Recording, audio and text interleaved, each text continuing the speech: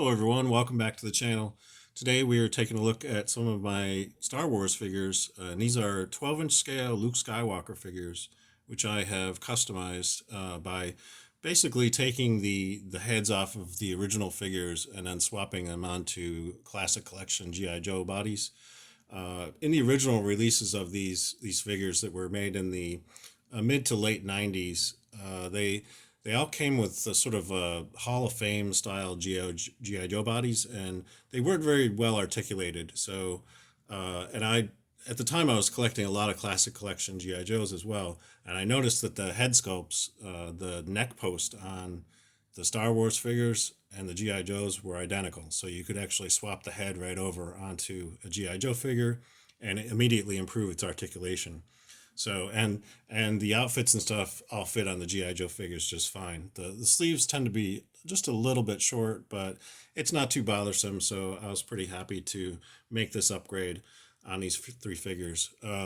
So we're going to talk about these a little bit. The articulation on, as I said, is improved, and these two are wearing helmets not just because it's appropriate for their outfit, but to cover up the really kind of bizarre hair colors on these.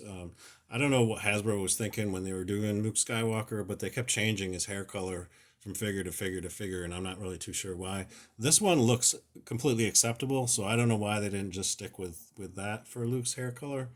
But I'll show you the one in here. This is Luke in his Tatooine farmer's outfit, and in his training with Obi-Wan Kenobi on the Millennium Falcon, he wears this blast shield helmet, and then he trains with this little training remote.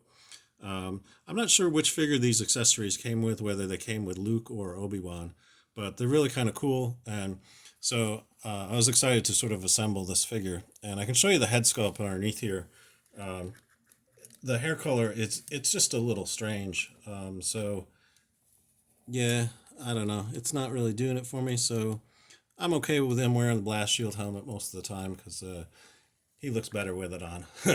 So for whatever reason, the hair colors were just not quite doing it for me. And you can see on this one includes the G.I. Joe Gung Ho grip, which includes articulated fingers. The other ones are the more classic collection hand sculpt, sort of like a Kung Fu style grip, and these were the Gung Ho grip, which actually works well if you're going to have a blaster in his hand because it actually has a trigger finger. So that's kind of cool. The middle figure is, of course, Bespin Luke Skywalker. And again, the upgrade allows you to do this pose where it's like he's holding the lightsaber with both hands, like he does in his fight in The Empire Strikes Back against Darth Vader. You'll notice in that scene, he's typically holding his lightsaber with both hands, whereas Vader is just one-handed chopping away at him. So a little bit of a mismatch in that particular scene. Luke just hadn't completed his training and wasn't really ready to take on Darth Vader at that point. So, but I really love the way this matched up. I was able to find, this head sculpt matched the color of the figure fairly close. So that works out really well. And again, the added articulation really improves this figure. And last but not least, over here, we have Luke in his X-Wing gear. And these figures came in these style packages. So you can see the X-Wing Luke, what the packaging style looked like over here. And I actually used a super articulated G.I. Joe body for this one. As you can see, the arm bends way up on this figure. So he is double jointed in the arms and in the legs. So I can show you that.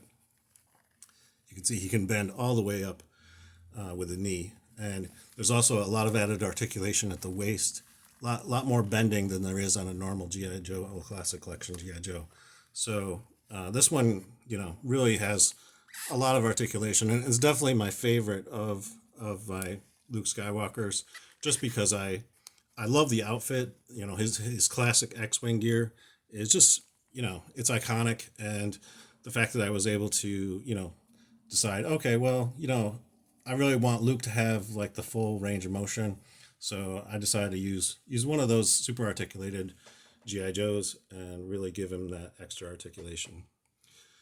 That's pretty much all I have for you in this video. I hope you enjoyed it. If you did, please give it a thumbs up.